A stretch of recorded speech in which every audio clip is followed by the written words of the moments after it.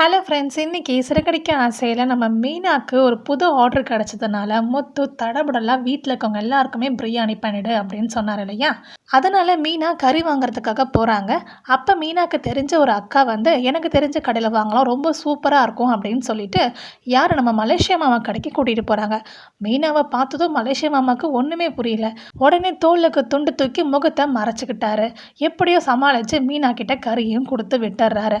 அதுக்கப்புறமேட்டுக்கு இது இப்படியே விட்டால் சரி வராதுன்னு சொல்லிட்டு ஸ்ட்ரெயிட்டாக வித்யா வீட்டுக்கு போயிடுறாங்க. வித்யா ரோகிணிக்கு ஃபோன் பண்ணி வர சொல்லிடுறாங்க. அப்புறம் என்ன, மலேசியா மாமா எல்லா விஷயத்தையும் சொல்கிறாரு.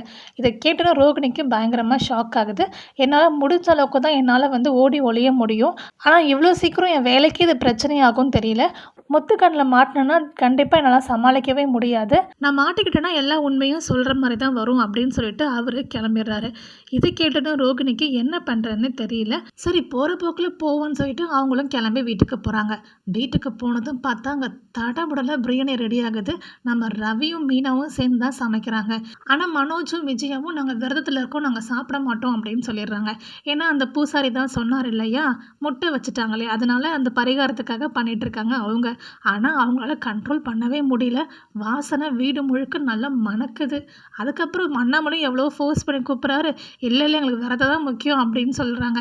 ஆனால் இந்த கேப்பில் ரோகிணி நான் போய் சாப்பிட்றப்பா சொல்லிட்டு அவங்க கிளம்பும் போது, என்ன ரோகிணி நீ மட்டும் போகிற அப்படின்னு சொல்லி விஜயா கேட்குறாங்க. எனக்கு தான் எந்த விரதமுமே இல்லையே, நீங்கள் 2 பேர் மட்டும்தானே இருக்கணும்னு சொல்லிட்டு அவங்களும் போய் ஒரு புடி பிடிக்கிறாங்க. அதுக்கப்புறம் நம்ம முத்து வந்து மீனாவுக்கு ஒரு சர்ப்ரைஸ் பண்ணுறாரு.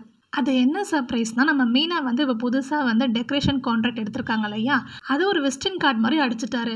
நான் என் காருக்கு வர எல்லா சவாரிக்கும் கொடுக்குறேன், நீ எங்கெல்லாம் போய் பூ கொடுக்குறியோ அங்கேயும் கொண்டு போய் கொடு, இதனால் பிஸ்னஸ் நல்லா டெவலப் ஆகும்னு சொல்லிட்டு சொல்கிறாரு. இதை கேட்டோன்னே மீனாவுக்கு ரொம்பவே எமோஷ்னல் ஆகிடுது. ரொம்பவே பாராட்டி பேசுகிறாங்க, எனக்காக நீங்கள் எவ்வளோ உழைக்கிறீங்க அப்படின்னு சொல்லிட்டு. இதெல்லாம் கேட்கவும் முத்துக்கும் பயங்கர ஹாப்பி ஆகிடுது. அப்புறம் என்னங்க, நம்ம மலேசியா மாமா எப்போ தான் முத்துக்கண்ணில் சிக்க போகிறாரு தெரியல. அப்படி சிக்கினார்னா என்ன ஆகுன்றதை வெயிட் பண்ணி தான் பார்க்கணும். உங்களுக்கு வீடியோ பிடிச்சிருச்சுன்னா வீடியோக்கு லைக் பண்ணி நம்ம சேனல் சப்ஸ்கிரைப் பண்ணி சப்போர்ட் பண்ணுங்கள். தேங்க்யூ அண்ட் தேங்க்ஸ் ஃபார் வாட்சிங்.